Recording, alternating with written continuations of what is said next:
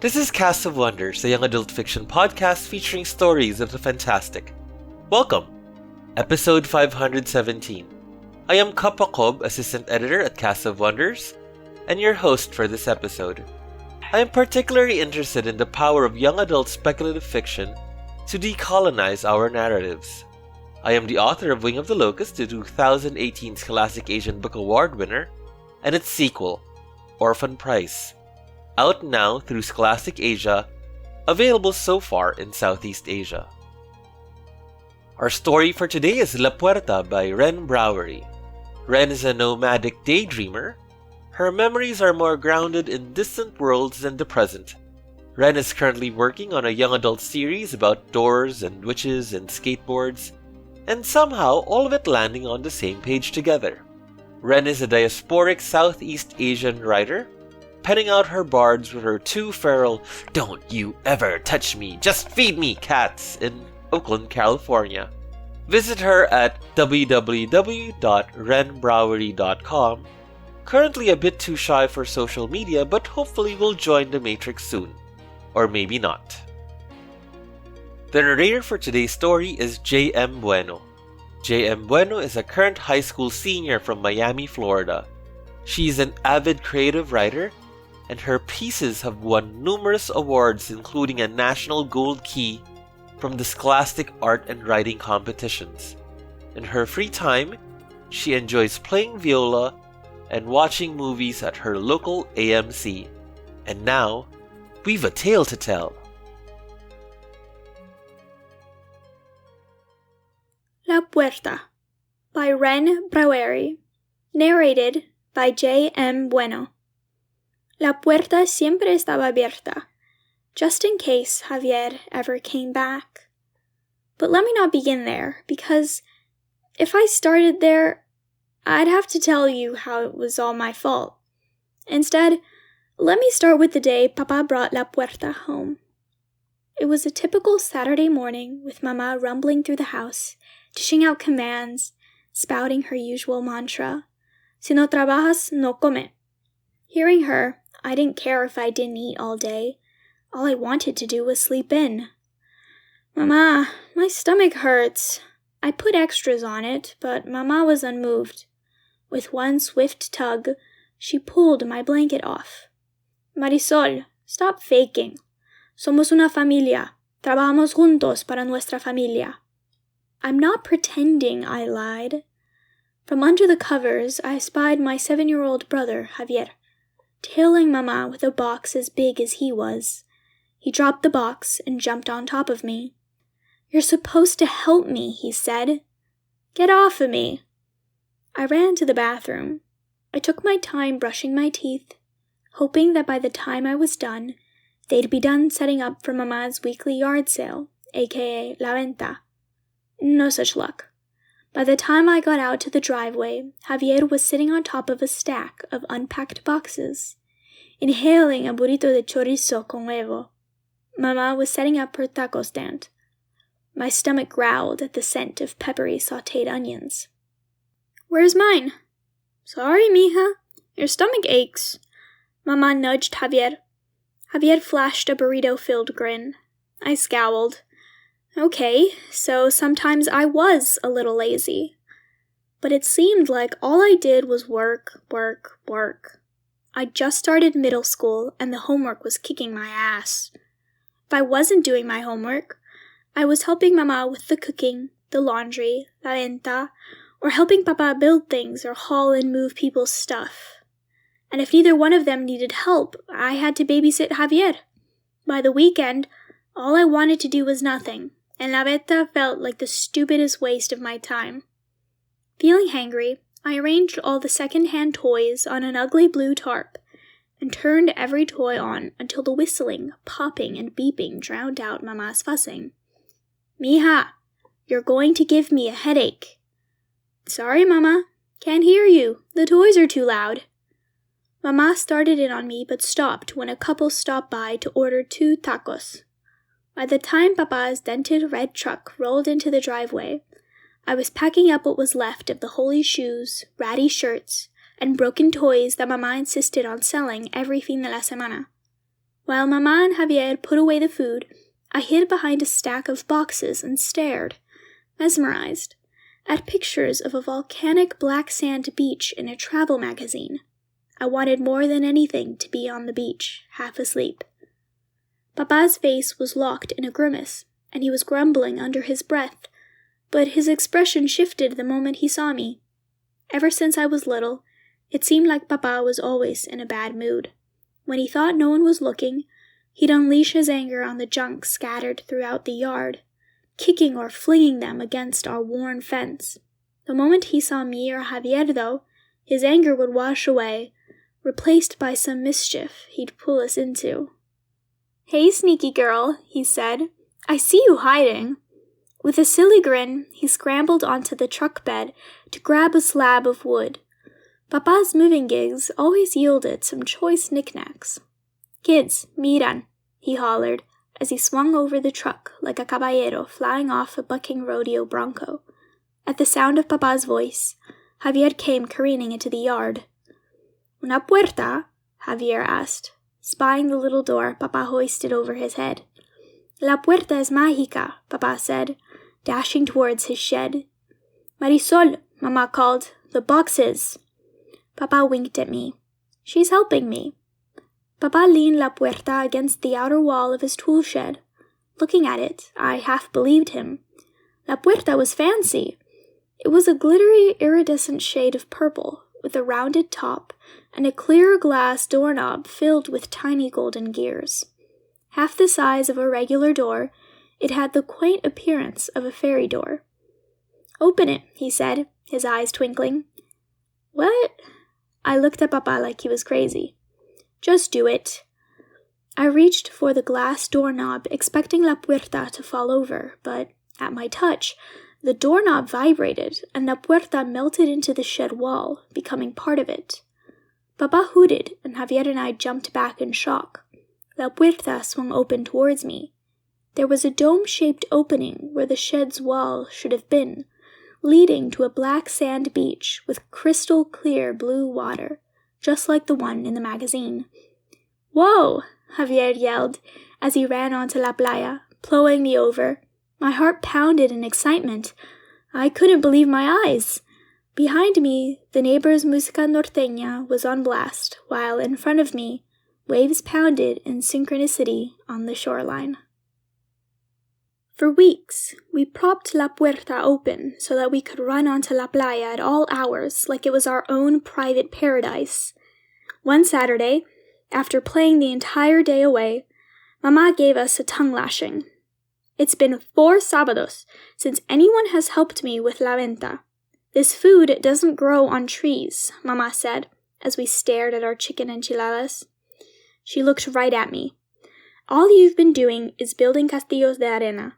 You love that stupid beach more than your familia." "But Mama, es mágica," Javier said. "Money's not magically coming up from that sand, is it?" I rolled my eyes. Papa cleared his throat. "Okay, kids, your Mama is right." "Wait, I have an idea." "No, don't start, Marisol. I don't need ideas. I need this family to work together." "But Mama, what if la venta was on the beach? People just want to relax on Saturdays. We can charge admission." I expected Mama to tell me how terrible my idea was, but she was smiling. Mama spread the word to her friends, and soon enough, people came on Saturdays with their beach gear. La Puerta became the best-kept secret in the neighborhood, with Papa putting the fear of outsiders stealing it into everyone who came. My job was to work the crowd with Javier, walking the beach, selling cold drinks, tacos, and random junk. Papa was on safety patrol. We even got breaks to play. We did this for a couple of weeks until Papa's back injury flared up. Once, on a job, he had fallen 15 feet off of a roof, and instead of helping him, his jefe fired him right on the spot. His back never healed right. He woke up grumpy and in pain. "Miguel, help me with the food," Mama said. "Let me rest, vieja. You don't have to do this every weekend." My parents bickered as they set up. I was heading to La Puerta with a box when a plume of fire erupted from it. I skirted behind Papa's truck with Javier, where we gaped at the molten lava seeping out of La Puerta. "It's all these boxes," Papa said, mean-mugging Mama. La Puerta swung shut, and when I opened it, all this crazy fire came out. Papa closed and reopened La Puerta a few times, but every time it opened to a fiery volcanic world. "That's it. We're not doing this today." Mama bit her lip as he disappeared into his shed with La Puerta. For days, Papa held it hostage, tinkering with it. "When are you bringing La Puerta back?" Javier whined. "I'm not." "But Papa," we both said, "it's off limits." But, being kids, Papa's words were more like an invitation. Summer came a few weeks later, and still, nothing. With no school and no homework, I was determined to get back to La Playa. Since Papa kept the only key to the shed's padlock, I had to find some other way in. Made of solid wood with a perimeter of stacked sandbags, the shed seemed impenetrable. But since I helped Papa build it, I knew better. Though it had no windows, the wooden panels that made up its walls were thin and screwed, rather than nailed, onto the shed's wooden frame. With Javier close behind me, I circled the shed until I found a small square panel on the back side of the shed. Using Papa's screwdriver, I removed it. "Did it," I said. Javier's eyes bugged in excitement. We both crawled into the shed. Within seconds, we were standing in front of La Puerta, my hand gripping the doorknob, a surge of energy pulsing through me. "I hope it's a beautiful beach," I said. "I hope it's Star Wars." "What? Star Wars isn't real. La Puerta only has real places." I reached for the doorknob, but Javier grabbed my arm. "What if there's fire?" "Okay, well, Papa was mad when he opened La Puerta. I'll just not be mad and think of the opposite of fire." I closed my eyes and thought of icicles. I turned the doorknob. It vibrated in my palm, and I opened the door to a snowy world. "Whoa," Javier said. "It's hot." We both laughed and stepped into knee-deep snow. I scooped up a handful and tossed it into the air. Javier stuck his tongue out to catch falling snowflakes. We chased each other, throwing snowballs, heedless of our fingers turning blue from the cold. "Wait," Javier said. "I can't see La Puerta." I looked behind us. We had run so far from La Puerta that it was just a dot in the distance. "It's right there, dummy. Remember Papa's rule? We can't let it out of our sight." "But we haven't even seen anything. Let's explore." Javier pouted, his face swollen and flushed with fear. "Oh my God, I can't believe you. If we just walk in a straight line, we won't get lost." Javier shuffled his feet. "Okay, fine. You're such a big baby." I said it under my breath, but Javier heard me. "I'm not." We headed back to La Puerta, me stomping and Javier sulking. Right as I was about to close La Puerta, Javier asked, "What if this place goes away?" I gazed at the icy winterland, a twinge of sadness hitting me. "Then we'll go somewhere else, just as cool." Every day that summer, we snuck out to the shed before Mama and Papa woke up. I set my wristwatch for an hour. Then we'd take turns opening La Puerta. When it was Javier's turn, he imagined crazy, delirious worlds with creatures as tall as the sky, buildings made of sand, and water worlds with watermelon-sized islands.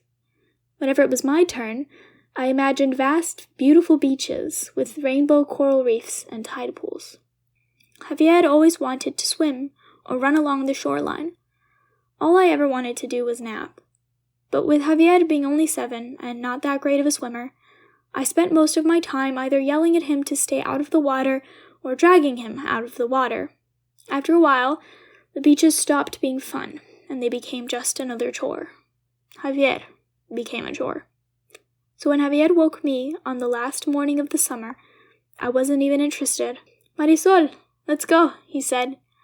I don't feel like going. Just let me be lazy for once. But it will be our last adventure." "Adventures," I snorted. "All I do is follow you around." "Come on, Marisol." "Leave me alone. I'm tired of babysitting you." I covered my head with a pillow. He fell silent. I snuggled under my covers, lulled by the haze of sleep. Sometime later, I woke up. First thing I saw was Javier's empty bed. A shallow pang of fear stabbed my stomach. Then I remembered him waking me up. I went to look for him. I found Mama hanging up clothes on the iron gate in the front of the house. "It's about time. Wake up your brother. I need help." A cold spike stabbed my heart. I raced to the back of the shed. The square panel had been thrown aside. I scrambled into the shed. It was blanketed with a thick fog. La puerta was open, mist swirling out of it. I rushed to la puerta and peered inside. I wanted to run in, but saw no ground. I fell onto my stomach and reached in, flailing around for the floor. I felt nothing. Did it open onto the clouds? Terrified, I dragged Mama to the shed. "Javier's fallen into la puerta." Mama stared at the small opening behind the shed. No, she said, her voice rising in a panicked crescendo. "Go wake Papa." I ran to my parents' bedroom. "Papa," I shook him. "Javier's gone into la puerta. It's all my fault." My words tumbled out in sobs, and Papa sat up, bewildered. Then he sprang out of bed. He found Mama hacking at the padlock with a crowbar. Fumbling with his keys, he unlocked the shed and ran towards la puerta. "Wait, Papa, there's no ground." "What?" They both looked at me, incredulous.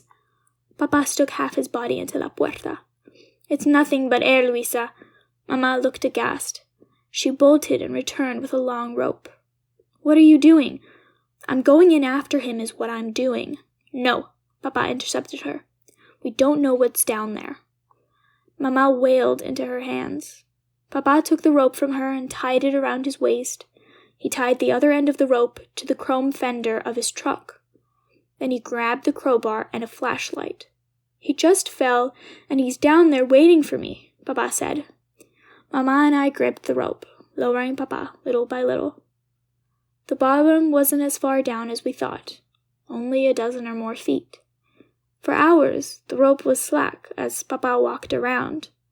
When we finally felt a tug on the rope, Mama backed up the truck to pull up Papa. He was alone. "I can't see anything. This world," Papa banged the flashlight on his thigh, "is just swamp and mist.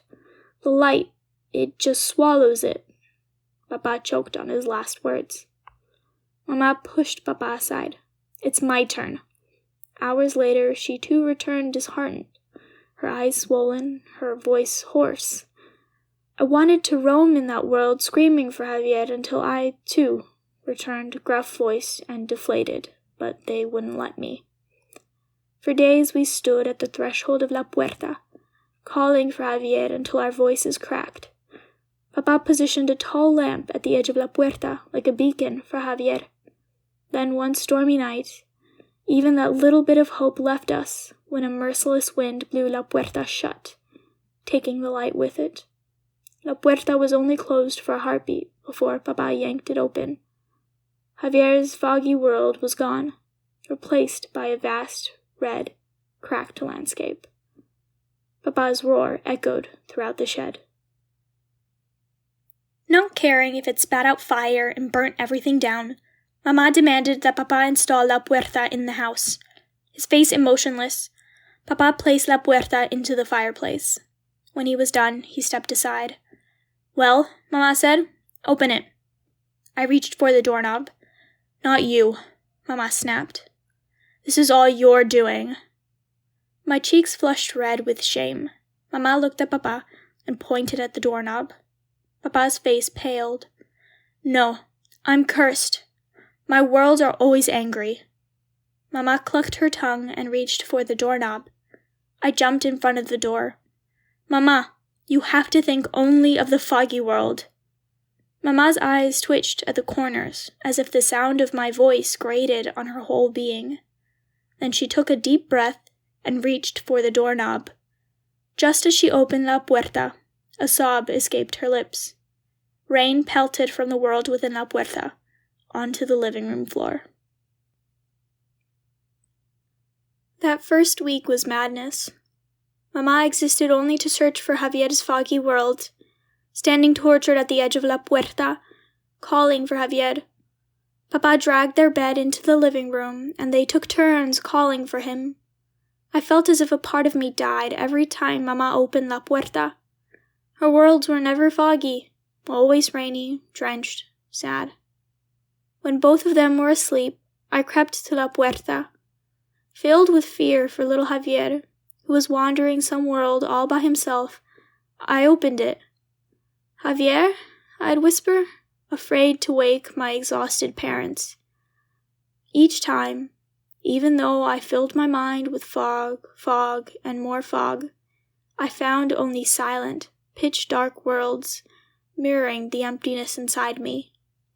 Larenta forgotten, Mama did nothing but pine for Javier. She floated past me like a ghost, hollow and broken. Papa's lips murmured Javier's name non-stop, even when he wasn't kneeling in front of La Puerta, staring at desert landscapes. Obsessed with the search for Javier, both of my parents were wasting away, their faces narrowing into shadows. One night, I stood in the kitchen remembering our family dinners. My ribs felt like leaden weights carrying my broken heart. Seeing the pile of dirty dishes, the cold pots and pans, the food moldering on the counters, I wanted more than anything to make things right. I decided to fix a meal. After an hour, I emerged with arroz con pollo, Mama's favorite. Mama barely glanced at the food. Instead, she glared at me. Papa took his plate without a word. His eyes shadowed. "You!" Mama spat at me. Then she slapped the plate, spilling the food on the ground. "Luisa!" Papa's eyes followed the trail of rice and chicken on the dirty wood floor. "You took your brother to La Puerta, even though Papa told you to stay away." I cringed. "They're just kids. I should have never brought it home." "No, Miguel, you shouldn't have." Then she knocked his plate off his lap. Papa put his head in his hands and wept. "You never cared about this familia," she yelled at me. "You were always hiding, never wanted to help. Since we've brought La Puerta in here, not once have you called for him." "But Mama—" "Stop. Not another word." Mama's eyes seared into me. "I don't want food. I want Javier." I ran to bury my tears into my pillow, swearing that I'd do better. After that, I cooked every night. Papa always ate the food, but Mama refused to touch her plate. Then one night, she nibbled the corner of a quesadilla. Pretty soon, she was cleaning off the plates. My dinners revitalized her, and her vigilance doubled. Her voice was strong, and her determination rigid, as she called for Javier. Mama's vigils paid off a week later when the first Javier arrived. She was chanting his name like it was a prayer when she cried out. I ran in to find the dark living room filled with dappled sunlight, its mildewy musk overshadowed by the scent of jasmine. In her arms, Mama was rocking Javier. "Mi hijo," Mama whispered into his hair. "Javier, I'm so sorry," I blurted as tears gushed down my face. Javier gave me a wide smile and nuzzled my arm, sniffing it. It made me laugh and cry all at once. Mama swept him up and carried him to the bathroom. That's when I noticed that Javier was completely naked. I ran outside to the garden to get Papa. I was crying so hard that he couldn't understand me, but he knew it had to be about Javier. A weight lifted off his shoulders the minute Papa saw Javier. He gathered Javier and Mama into his arms. I wanted to join them, but I fell back, not wanting to ruin it.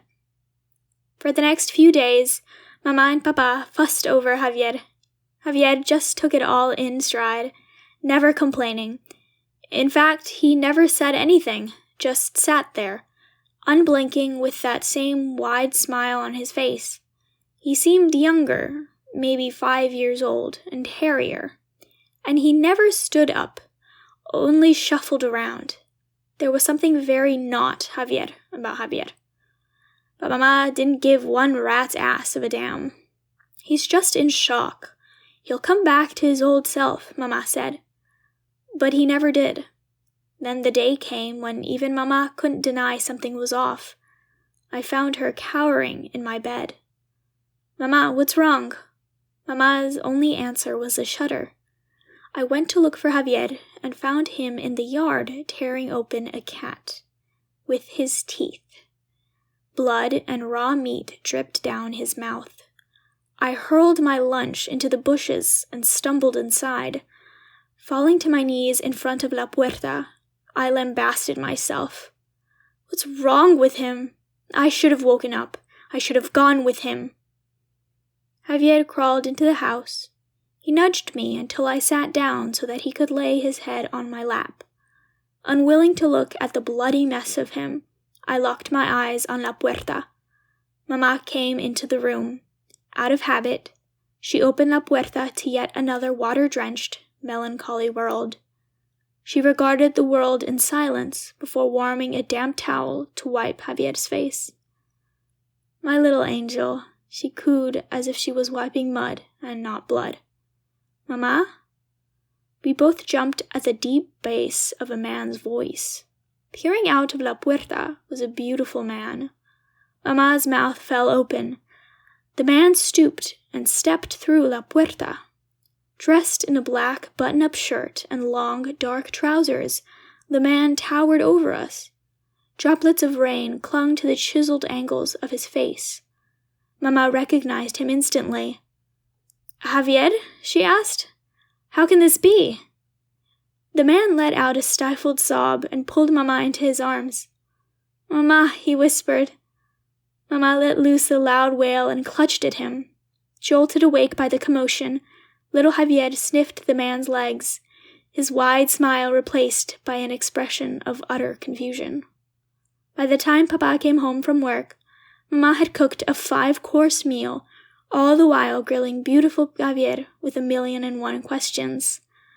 "Papa," beautiful Javier said when Papa walked into the kitchen.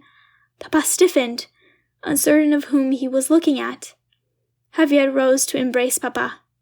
"It's Javier, Papa. I come from the world of the living." That was Mama's favorite Javier. Beautiful, tall, polite, endearing. Convinced that he was in the afterlife, he always looked at us as if we were a distant memory. "I lost you all so long ago." "How did you lose us?" Papa asked, fascinated. "You don't remember? Is that what happens when you die?" For a moment, I almost believed him, that we were the ones lost in some strange ghost world, while Javier lived on. "It was your truck, Papa. It was pouring. The truck flipped." Then beautiful Javier cried. "Oh, Javier," Mama took his hand. "We never meant to leave you." "We never left him," I said. "He got lost, remember? Mama? Papa?" "Shh," Mama hissed. "Come, sleep, stay with us," Mama said. Javier thought she meant the night, but Mama meant forever. For a little while, Mama went back to her old self, cooking enormous meals for both Javiers. She kept La Puerta open so that beautiful Javier could come and go. She floated about as if in a dream, attending to her 2 Javiers. But Papa was unhappy, and so was I. Where we had none, we now had 2 Javiers, one perfect, the other terribly flawed. But neither were our Javier. "Mama," I snapped one night, "we have to close La Puerta and find Javier." Beautiful Javier straightened. Then he looked at little Javier, who was gnawing on a T-bone. "This isn't the spirit world, is it? It doesn't make sense that in the spirit world I am a dog." Papa and Mama laughed. "I can stay with you and help you find your Javier," he said, his eyes bright. But beautiful Javier had his own family to return to, so we sent him back. "I'll be listening for you," he said before stepping into La Puerta. Long tears trailed down Mama's cheek. She took a deep breath, opened La Puerta, and we started all over again. Over the years, there were dozens of Javiers. Mama doted over all of them.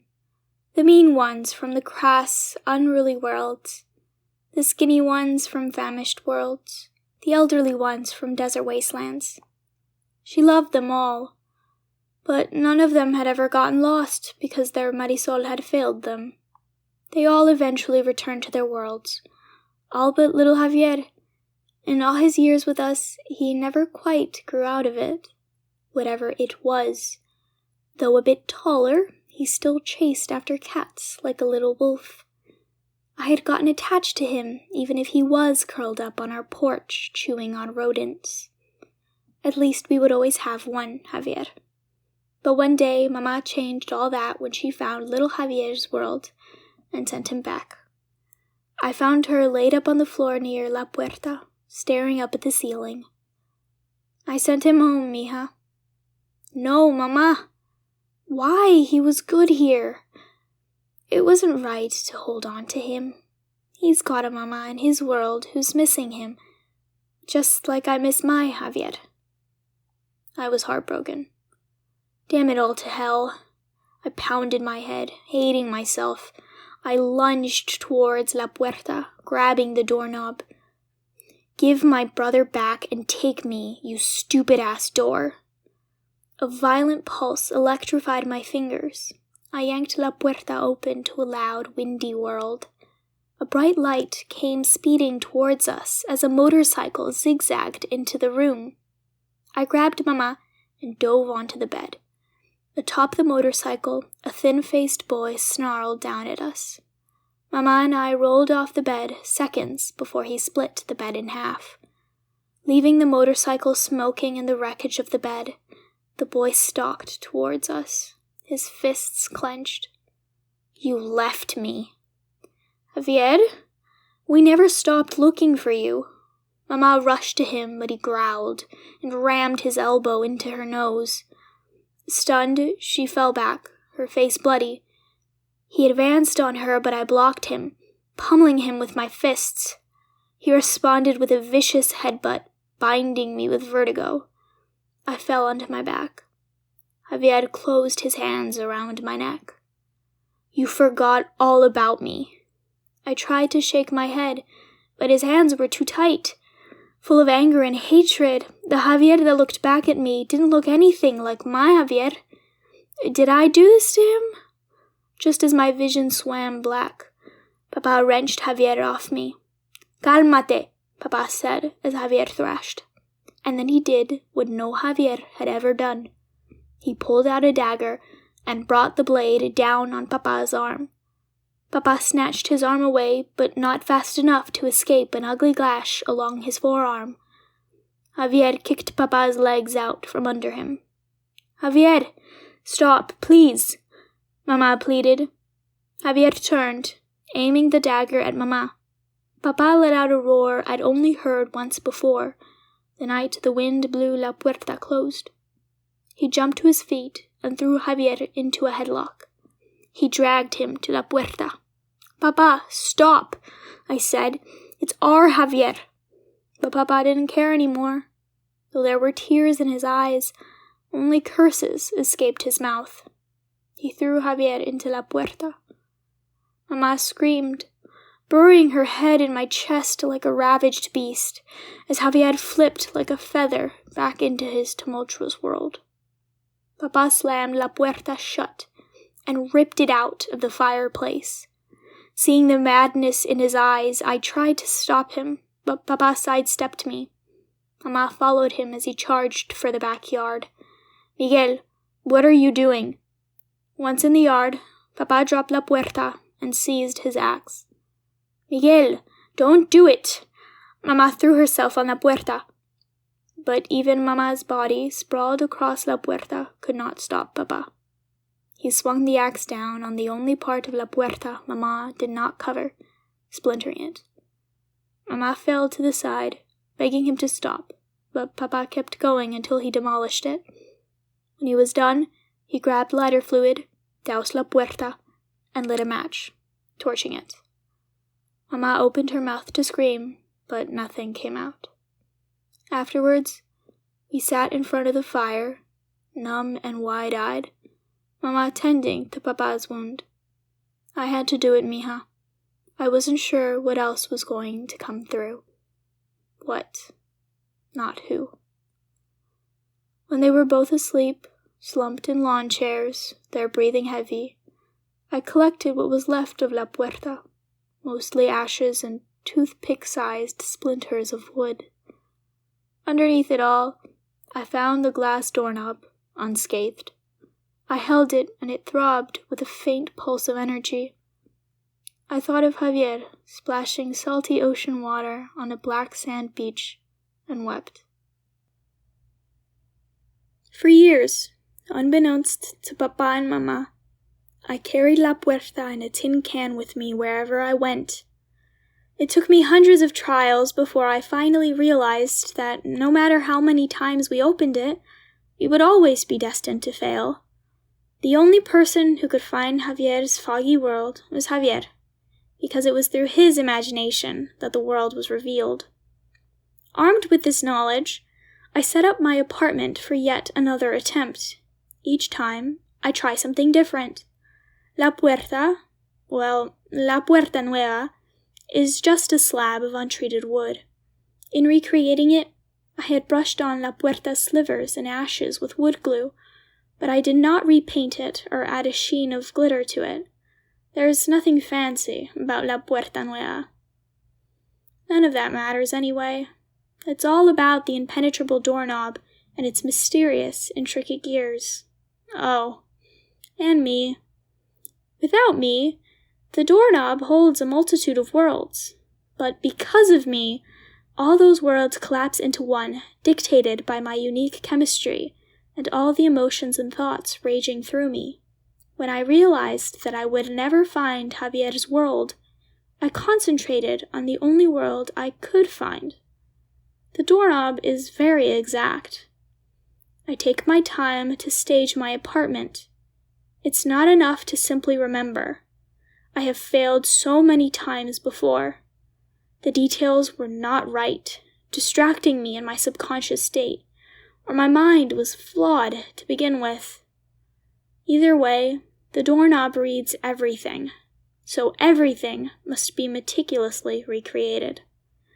On a small table, I placed Mama's tacos, fresh and warm. Mama delivered them just moments ago. Holding the plate of tacos in the middle of my apartment, she twirled around, looking at the boxes of junk, piles of folded clothes, and noisy toys arranged on a worn blue tarp. "What's all this, mija?" she sighed. "What are you always doing, working so hard? You need to rest. Look at your poor Mama, all these wrinkles." I sent Mama home to Papa, who had lost his mischievous smile the day Javier left us. I get La Puerta Nueva ready, placing a special gift beside it for Javier. I get into my twin-sized bed. Across from me is Javier's empty bed. Turning on la música norteña that played on repeat in my neighborhood, I lay down and remember that amazing summer when Javier and I visited dozens of worlds. I set an alarm for 3 hours. A few hours later, I wake up dazed. The scent of Mama's tacos remind me of my childhood home, fragrant with her cooking. "Marisol, let's go." I hear Javier's voice in my head. I don't feel like going. Just let me be lazy for once. "But it will be our last adventure." "Adventures," I snorted. "All I do is follow you around." "Come on, Marisol." I picture him standing there, waiting for me, my compatriot. Okay, I get out of bed. Lead the way. It could have happened. I will make it happen. I shuffle in my apartment, imagining myself tiptoeing to the shed. I am lost in my own memories, filled with the exhilaration of sneaking out to brave new worlds. I imagine us crawling into the shed, brushing dirt off each other, and standing in front of La Puerta. I imagine Javier opening La Puerta to a foggy world. I reach for La Puerta Nueva, my hands sweaty with excitement. I tug it open. Reality collapses. I can feel the doorknob calibrating, its receptors taking in my emotions, my thoughts, my memories. I step through La Puerta Nueva into Papa's shed. Javier lets out a yelp when he sees me. He is standing in front of La Puerta, the fog of his world filling the shed. Javier, my chest is burning with unshed tears. My arms ache. I want to embrace Javier, but I stand rock still, breathing in the fog of the world I have tried to find for a decade. Mama? He squints through the fog, looks past me into La Puerta Nueva. What world is that? The future. I pick up Javier's gift, a glowing blue lightsaber. I slash the saber in the air, cueing the artificial whirls of a plasma blade. Whoa! Javier reaches out for the lightsaber. I step back into my apartment. Let's go on a real adventure. La Puerta really spoke to me at an experiential level. I too was once an overseas contract Filipino worker. We used to meet the other Filipinos in Shanghai after church. We would have potluck and I used to bring crispy pork leg and pickled papaya. People liked them so much that I started taking orders. Then it stopped being fun. I started to loathe the community that appreciated my cooking. La Puerta explores the kind of commodification poor migrants do to their joy. Any opportunity to earn a little extra. But nowadays, a lot of people are turning hobbies into side hustles. And I hope this story resonated with you too. Portals have too often been depicted as an object for the convenience of the privileged, and this intersectional take on portals discuss family, access, and privilege, and the lack thereof. We love bringing you the best audio fiction week after week, but we can't do it without your support. Your donations pay our authors, our narrators, our servers, and our staff. Please consider supporting us with a monthly donation through either PayPal or Patreon. You can also review us on Apple Podcasts, request us on Spotify, and consider the stories we publish for award consideration. There are lots of ways you can help. Join the discussion on the EA Forum, forum.escapeartist.net, or EA Discord. Visit on Twitter at Cast of Wonders. Come say hello. Cast of Wonders is a production of Escape Artists Incorporated and is brought to you by Editor Catherine and Skip, Assistant Editors Kapakob and Alicia Caparaso, Associate Editors Tina Idlet, Amy Brennan, Joyce Hernandez, Somto Izue, Amanda Kong, Ray O, Simon Pan, Samuel Poots, Emma Smiles, Denise Sudel, Rin Yi, Editorial Assistant Amy Brennan, Community Manager Denise Sudel, and our audio producer Jeremy Carter. Our episodes are released under the Creative Commons Attribution, Non-Commercial, No Derivatives 4.0 International License. That means you can download or listen to the episode on any device you like, but you can't change or sell it. Our theme music is Appeal to Heavens by Alexei Nov, available on Promo DJ or his Facebook page. Thanks for listening.